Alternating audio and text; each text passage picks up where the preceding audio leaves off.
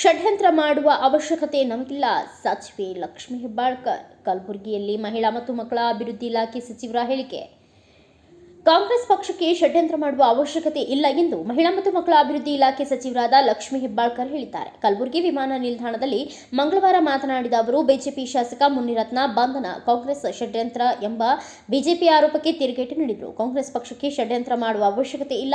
BJP ರೀತಿ ಕಾಂಗ್ರೆಸ್ ಷಡ್ಯಂತ್ರ ಮಾಡಿದರೆ ಕರ್ನಾಟಕದ ಜೈಲುಗಳು ಸಾಕಾಗುವುದಿಲ್ಲ ಎಂದು ಖಾರವಾಗಿ ಪ್ರತಿಕ್ರಿಯಿಸಿದ್ದು, ಷಡ್ಯಂತ್ರ ಸೇಡಿನ ರಾಜಕಾರಣ ಮಾಡುವುದು ಬಿಜೆಪಿಯವರ ಚಾಳಿ. ಮುಖ್ಯಮಂತ್ರಿಯಾದವರು ಮಹಿಳೆ ಬಗ್ಗೆ ಕೆಟ್ಟದಾಗಿ ಮಾತನಾಡಿದ್ದಾರೆ. ರಾಜಕಾರಣಿಗಳು ಅಂದ ಮೇಲೆ ನಮ್ಮನ್ನ ಸಾವಿರ ಜನ ಅನುಕರಣೆ ಮಾಡುತ್ತಾರೆ. ನಮ್ಮ ಜವಾಬ್ದಾರಿ ಏನು ಅಂತ ತಿಳಿದುಕೊಂಡು ಮಾತನಾಡಬೇಕು. ಹೆಣ್ಣು ಮಕ್ಕಳ ಬಗ್ಗೆ ಮಾತನಾಡುವಾಗ ನಾಲ್ಗೆ ಬಿಗಿ ಹಿಡಿದು ಮಾತನಾಡಬೇಕು ಎಂದು ಸಚಿವರು ಹೇಳಿದರು. ನಾಗಮಂಗಲ ಘಟನೆ ನಡೆಯಬಾರದಿತ್ತು. ನಾಗಮಂಗಲ ಗಲಭೆಗೆ ಕೇರಳ ಲಿಂಕ್ ಇದೆ ಎಂಬ ವಿಚಾರಕ್ಕೆ ಪ್ರತಿಕ್ರಿಯಿಸಿದ ಸಚಿವರು, ರಾಜ್ಯದಲ್ಲಿ 60,000 ಗಣೇಶ ಮಂಡಳಿಗಳಿವೆ. ಇಂತಹ ಘಟನೆಗಳು ಆಗಬಾರದು. ನಾನು ಯಾವುದೇ ಕೋಮಿಗಾಗಲಿ ಯಾವುದೇ ಜಾತಿಗಾಗಲಿ ಇಂತಹದ್ದಕ್ಕೆ ಬೆಂಬಲವನ್ನು ನೀಡುವುದಿಲ್ಲ ಎಂದರು. ಇಂತಹ ಘಟನೆಗಳನ್ನು ನಾವು ಖಂಡಿಸುತ್ತೇವೆ.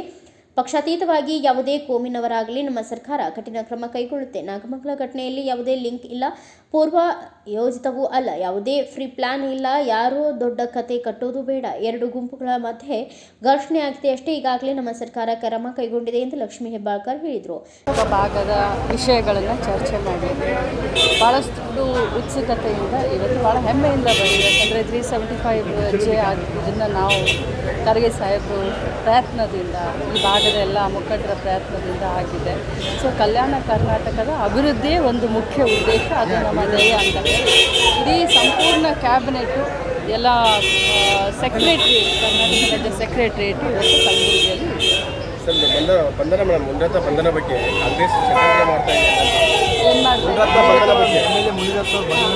ಕಾಂಗ್ರೆಸ್ ಷಡ್ಯಂತ್ರ ಮಾಡಿದೆ. ಕಾಂಗ್ರೆಸ್ ಶಾಸಕರನ್ನು ಬಂಧಿಸಿಲ್ಲ, ಬಿಜೆಪಿಯವರು ಬಂಧಿಸಿದ್ದಾರೆ ಅಂತ ಹೇಳಿ. ನೋಡಿ, ಕಾಂಗ್ರೆಸ್ ಪಕ್ಷಕ್ಕೆ ಷಡ್ಯಂತ್ರ ಮಾಡುವಂಥ ಅನಿವಾರ್ಯತೆ ಏನೂ ಇಲ್ಲ. ಕಾಂಗ್ರೆಸ್ ಏನಾದರೂ ಷಡ್ಯಂತ್ರ ಬಿಜೆಪಿಯವ್ರ ಥರ ಮಾಡಿದರೆ ಜೈಲ್ಗಳು ಸಾಕಾಗ್ತಾ ಇರಲಿಲ್ಲ. ಷಡ್ಯಂತ್ರ ನಾವು ಮಾಡಿದರೆ, ಷಡ್ಯಂತ್ರ ಮಾಡೋದು, ಸೇಡಿನ ರಾಜಕಾರಣ ಮಾಡೋದು, ಇದು ಬಿಜೆಪಿಯವರ ಕರಗತ, ಅವರ ಧರ್ಮ ಅಧಿಕಾರ, ಅವರ ಜನ್ಮಸಿದ್ಧ ಅಧಿಕಾರ ಅಂತ ಬಿಜೆಪಿಯವ್ರದ್ದು. ಕಾಂಗ್ರೆಸ್ಗೆ ಇದನ್ನೆಲ್ಲ ಮಾಡುವಂಥ ಅವಶ್ಯಕತೆಯೂ ಇಲ್ಲ, ಅನಿವಾರ್ಯತೆಯೂ ಇಲ್ಲ.